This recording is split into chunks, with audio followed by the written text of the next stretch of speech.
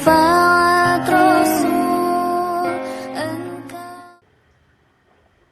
Assalamualaikum warahmatullahi wabarakatuh.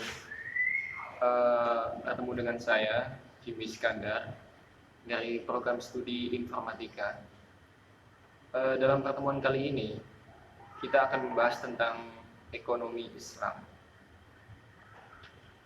Awal keberadaan ekonomi Islam itu terjadi pada tahun 1500 tahun yang lalu, dan dalam Al-Quran juga sudah dijelaskan bahwa kita itu tidak boleh melakukan transaksi atau interaksi keuangan menggunakan cara yang batil.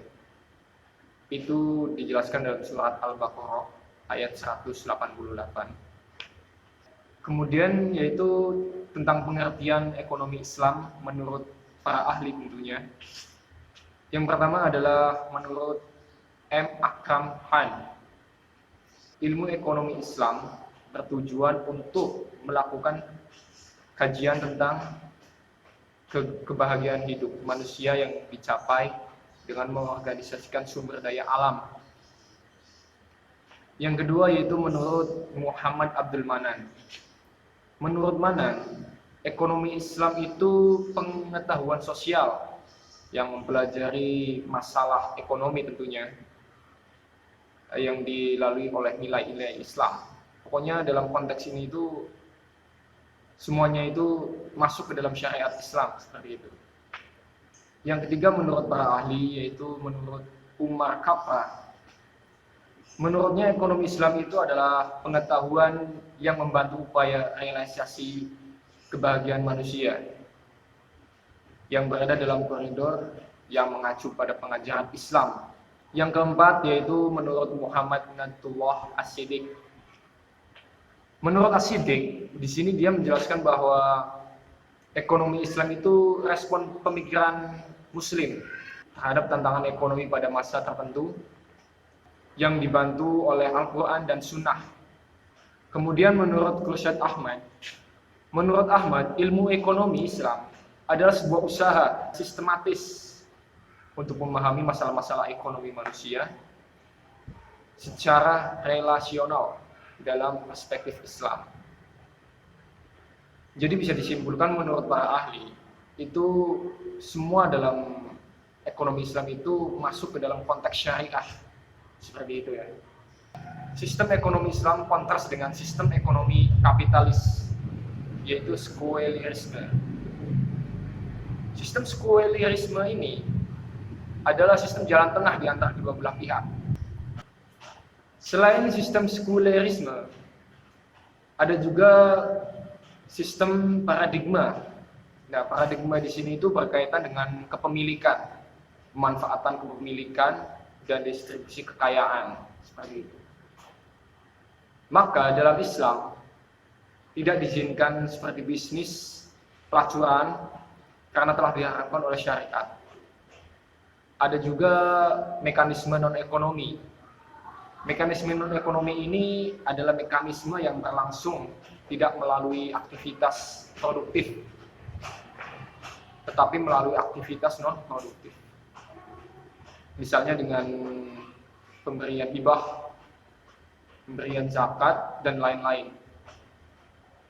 Mekanisme non-ekonomi ini ada yang bersifat positif, berupa pemberian harta negara kepada warga negaranya yang memerlukan, seperti BPJS, seperti bantuan sosial, seperti itulah KIP dan lain sebagainya. Pemberian zakat kepada fakir miskin seperti itu. Kemudian yaitu mekanisme yang bersifat negatif. Dalam hal ini itu larangan menimbun harta. Menimbun harta di sini itu seperti uang emas dan lain sebagainya lah. Walaupun sudah dikeluarkan zakatnya. Kemudian mengacu lagi ke prinsip-prinsip ekonomi dalam Islam. Dalam melakukan aktivitas ekonomi, para pelaku ekonomi memegang prinsip-prinsip dasar, yaitu yang pertama adalah prinsip ekonomi ilahiyah. Di sini prinsip ekonomi ilahiyah yaitu ekonomi harus berstandar kepada Tuhan Karena apapun yang ada di dunia ini, maupun langit, lautan, atau kita semua di sini itu milik Tuhan. Allah, bukan Tuhan ya coy. Selanjutnya tujuan dalam ekonomi. Di sini ekonomi juga bertujuan untuk meningkatkan umat supaya lebih makmur, menciptakan ekonomi umat yang adil dan merata, mewujudkan perekonomian yang stabil. Selanjutnya yaitu manfaat mengamalkan ekonomi dalam Islam. Manfaatnya yaitu bisa mewujudkan integritas seorang muslim yang khalifah sehingga Islam tidak lagi rahasia.